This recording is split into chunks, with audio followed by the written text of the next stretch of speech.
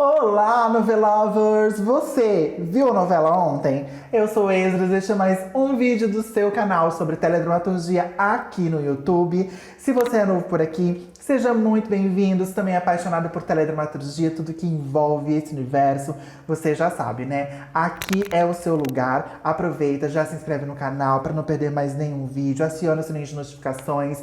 Assim, sempre que eu lançar vídeo novo, você vai ser notificado. E eu não poderia deixar de dizer que eu tô emocionado de estar voltando depois de um hiato aí de algumas semanas. Um monte de problema que me impediu de vir aqui ter essa assiduidade semanal. Mas estamos de volta à nossa programação normal, se Deus quiser. Tudo vai dar certo daqui pra frente. Como vocês podem ver ao fundo, né, este cenário sem nada. Isso aqui, gente, se chama mudança. Eu estive em processo de mudança, estou em processo de mudança, por isso a dificuldade de postar vídeos novos para vocês. Então aqui, ó, tem um fio solto ali, tem um suporte de micro-ondas aqui velho que eu vou arrancar, essas paredes que acabaram de ser pintadas, o azulejo antiguinho, porque a casinha aqui é antiga. Enfim, é isso para vocês situarem por que eu fiquei tão distante esse tempo. E foram o quê? 2 semanas? Mas para mim parece que foram 2 meses, gente. Tanto que eu senti falta. Mas agora estamos de volta e hoje temos especial de novela. E a novela desse retorno aqui pro canal é Sinal de Alerta. Então daqui a pouquinho, depois da vinheta, eu volto pra gente relembrar a história e conhecer um pouquinho mais das curiosidades de bastidores dessa trama que já tem uns aninhos aí, hein? É daqui a pouquinho, não sai daí.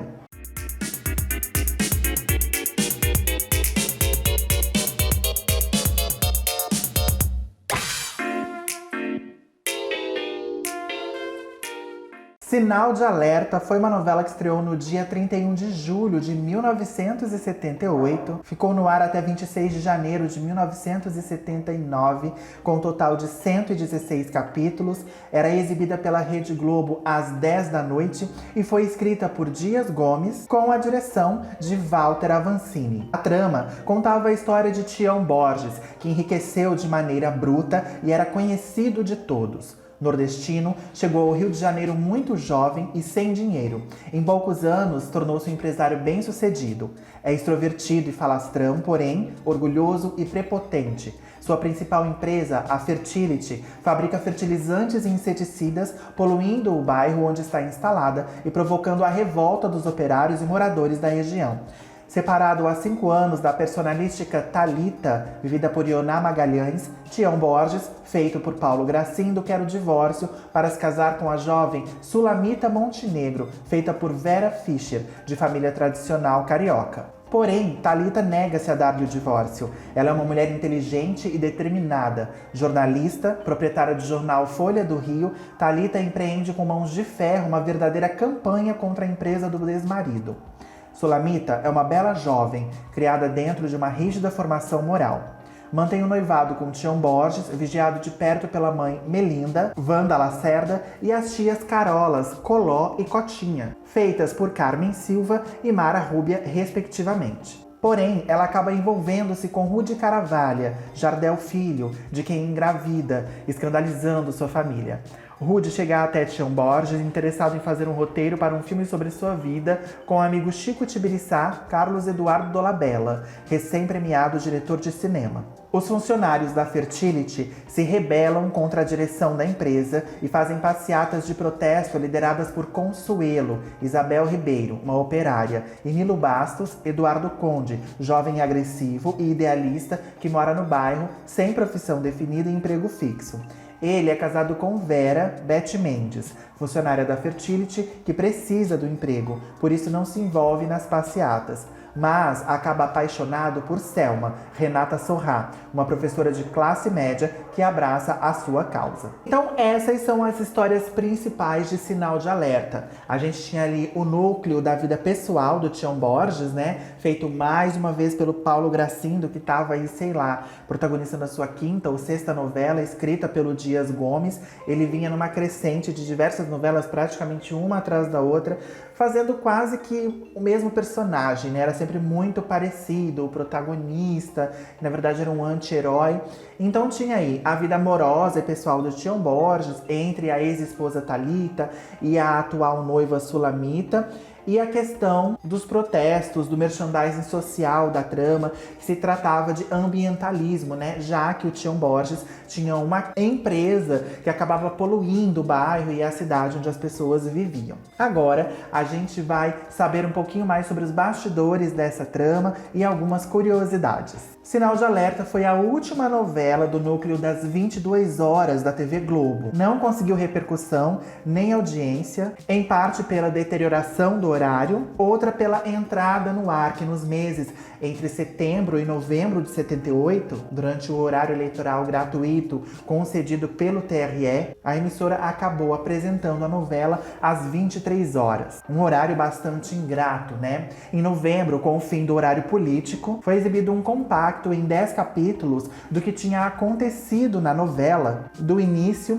até então. Ou seja, durante 2 semanas, assim que voltou para o horário das 22 horas, não houve a exibição de capítulos inéditos. Após essa retomada da novela, para auxiliar o autor Dias Gomes, foi convocado o autor Walter Jorge Durst, que auxiliou o autor nos 30 capítulos finais da trama. Após Sinal de Alerta, no final de janeiro de 1979, a Globo exibiu no horário uma reprise da novela Gabriela, de 1975, e na sequência, seriados nacionais, que passaram a ocupar a faixa das 10 da noite, alguns com muito sucesso, como foi o caso de Malu Mulher, Plantão de Polícia e Carga Pesada, além dos programas da linha de shows. Em 1983, com a estreia de Eu Prometo, de Janete Claire, no horário das 22 horas, ventilou-se na empresa que a Globo estaria reativando esse horário de novelas. Na verdade, a Globo estava realizando o desejo da autora de escrever a sua última novela. Janete Claire já estava adoentada devido a um câncer e veio a falecer em novembro de 1983. Eu Prometo acabou então sendo concluída por Glória Pérez, a sua colaboradora na época, e foi a única novela das 10 da noite naquela ocasião. Mas em 1990, para reconquistar a audiência, a Globo lançou Araponga, uma trama justamente de Dias Gomes, escrita a 6 mãos, junto com Lauro César Muniz e Ferreira Goulart. Tem um especial aqui no canal sobre Araponga, então se você tem curiosidade sobre essa trama e ainda não viu o vídeo, vai lá para assistir. Eu vou deixar o card para vocês conferirem depois. Na verdade, Araponga não era exibida exatamente às 10 da noite, mas sim às 21h30, no horário totalmente alternativo, para concorrer diretamente com Pantanal, que fazia um sucesso assustador para a Globo na TV Manchete. A partir de 2011, então, com o remake de O Astro, a Globo reativou o 4º horário de novelas inéditas na emissora, só que dessa vez às 23 horas, que estendeu-se ali mais ou menos até o fim daquela década de 2010, né? A última trama das 23 horas que nós tivemos foi em 2018, com Onde Nascem os Fortes. Dias Gomes, autor de Sinal de Alerta, ao atacar os problemas urbanos como a poluição e a vida dos proletariados, ganhou a antipatia dos poderosos que se identificaram com o empresário Tião Borges, que era justamente o dono da fábrica poluidora e o grande vilão da história. Quantas pessoas a gente não tem hoje, né, aí zanzando pela nossa sociedade que se identificam com o vilão da história, né, gente? A gente viu isso aí nas últimas eleições. Muita gente se identifica com o vilão da história. Em seu livro Memória da Teledramaturgia Brasileira, o Ismael Fernandes foi enfático em sua crítica à novela, dizendo o seguinte, abre aspas: houve outros problemas. O maior deles, Paulo Gracindo como capitão de indústria, mas ao estilo dos seus coronéis já conhecidos. Ou serão as sufocantes cenas da Vila Esfumaçada, que Dias queria editadas em preto e branco.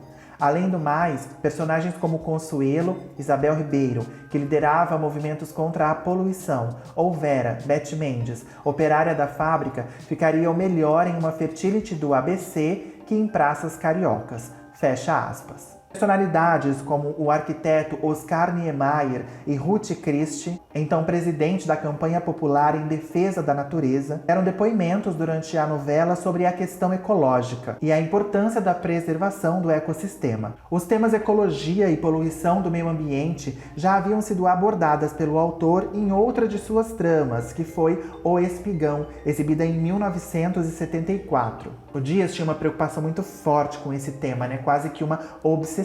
O fictício jornal Folha do Rio era especialmente produzido para a novela, assim como os telejornais que anunciavam os acontecimentos relativos à trama. A produção desses telejornais era cuidadosa. Gravado no estúdio de jornalismo da TV Globo, eram editados, revertidos para videocassete e exibidos nos televisores de cena durante as gravações da novela. Foram realizadas gravações externas na cidade de Petrópolis, região serrana do Rio de Janeiro, e nos bairros Catumbi, Andaraí, Lagoa, Ipanema e Jardim Botânico, também no Rio. Localizada em Petrópolis, a mansão de Tião Borges representava o estilo colonial brasileiro. Com extensos gramados, a construção contava com 3 entradas independentes e 280 metros de jardim em sua frente. A fachada da bela casa serviu ainda para a mansão da família Prado na novela Ciranda de Pedra, escrita por Teixeira Filho em 1981,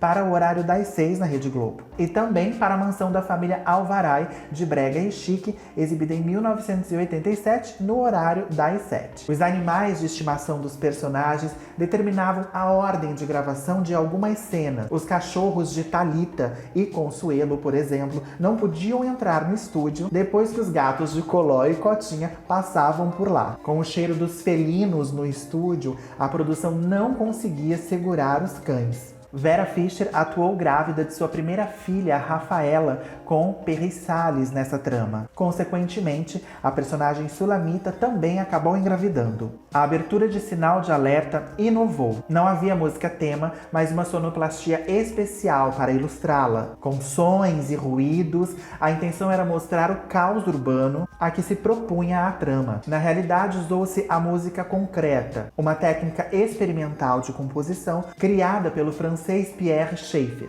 A partir da edição de áudio unida a fragmentos de sons naturais e ou industriais, evitando instrumentos tradicionais e substituindo por sons de objetos variados, de baldes a serras elétricas ou advindos da natureza, como água corrente no rio, vento nas folhas e trovões. Sinal de Alerta foi a primeira novela das atrizes Angelina Muniz e Dulce Conforto e dos atores Eduardo Conde e Fernando Eiras. Este anteriormente já tinha feito pequenas participações quase imperceptíveis em algumas novelas. E na Globo também foi a primeira novela da atriz Bettina Vianney. Também foi a primeira novela em que o diretor Paulo Biratã foi creditado como tal, trabalhando ao lado de Jardel Mello e Walter Avancini. Sinal de Alerta foi eleita pela APCA a melhor novela de 1978, mesmo que não tenha dado tanta audiência nem repercutido tanto, A gente vê que quando um prêmio é sério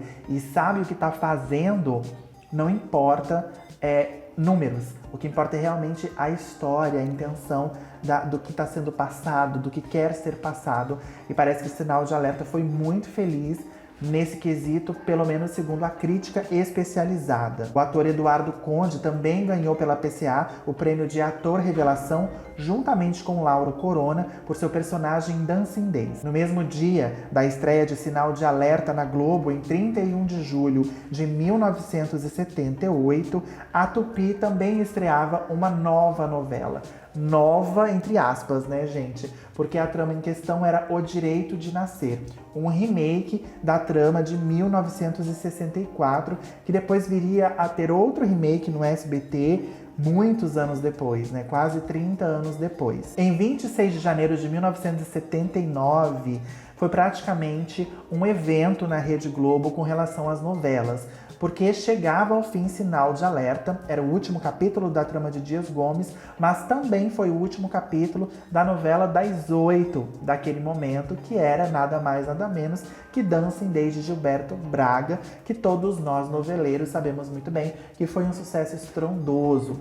Então o noveleiro raiz da época, que não saía da telinha, que adorava uma boa trama, deve ter ficado assim desesperado naquele 26 de janeiro de 79 para assistir o último capítulo de Dancing Days e logo em seguida o último capítulo de Sinal de Alerta. E esse foi o vídeo de hoje, pessoal. Esse vídeo me trouxe assim uma vontade, quer dizer, aflorou ainda mais uma vontade que eu já tinha de fazer um vídeo que eu já tinha pensado há algum tempo atrás sobre as novelas das 10 que a Rede Globo exibiu, né? Eu acho que teve muita coisa boa, muita coisa interessante. Foi um exercício incrível para diversos autores. Eu acho que fez o nome de grandes autores esse horário, inclusive, talvez principalmente do Dias Gomes, que eu acho que a maior parte das tramas dele na televisão foram nesse horário, né? Então eu tô pensando em fazer um especialzão sobre todas as tramas das 10 que foram exibidas na Globo aqui pro canal. Mas se você gostou desse vídeo especial Sinal de Alerta, que completa hoje 43 anos de sua estreia, então deixa aquele like bacana, se inscreve no canal se ainda não for inscrito, comenta aí embaixo o que você achou do vídeo, dessa novela, se você assistiu, se já era nascido, se não era, se gostaria de um remake, de uma reprise no Viva, no Globoplay, me conta tudo. E também me segue nas redes sociais. A gente se vê no próximo vídeo. Beijo, tchau!